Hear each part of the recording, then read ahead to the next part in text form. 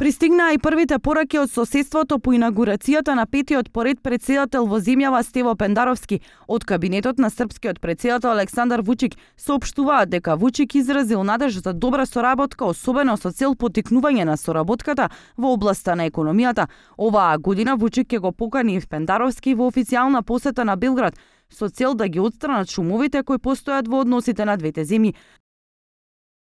Моето доаѓање тука е символична потврда дека сакаме да градиме уште подобри односи и мостови на пријателството меѓу Србија и Северна Македонија и меѓу нашите народи.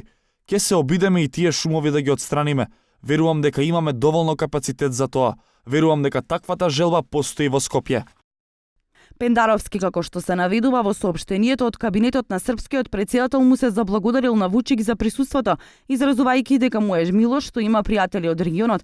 Пендаровски ја прифатил поканата да ја посети Србија на есен, желби за успешно вршење на должноста во новата позитивна клима, создадена со договорот од Преспа, пристигна и од грчкиот државен врв. Пренесе министерот за надворешни работи на Грција, Јоргос Катругалос, на неговиот Твитер профил по остварената средба со Пендаровски. На новиот претседател на Северна Македонија, на господинот Пендаровски, му ги пренесов желбите на државното и политичкото раководство на нашата земја за успешно вршење на неговите должности во новата позитивна клима создадена со договорот од Преспа.